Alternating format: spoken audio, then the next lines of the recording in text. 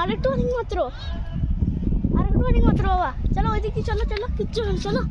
আসো আসো। এ আমার এবার হয়ে যাচ্ছে ফট্টু।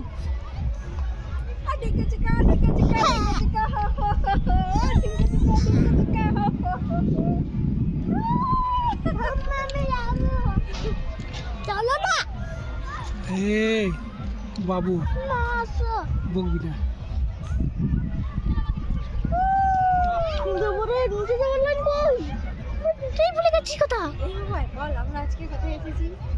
আমরা আজকে পিকনিক করতে এসেছি।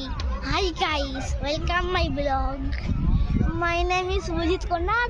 সো আজকে আমরা এসেছি পিকনিক করতে। পিকনিকে আমি রান্না করে খাবো না, আমরা পরমানন্দ আশ্রমে গিয়ে খাবো। সো আমরা এখন দেখো ট্রেন লাইনে আছি। ক্যামেরাম্যান দেখো, ফোকাস এখন। এই দেখো খতরো কে খিলাড়ি। চলো আরে কিচ্ছু হবে না। বাবা অনেক ফাট্টু আছে, ওই জন্য বাবা খুবই ফাট্টু।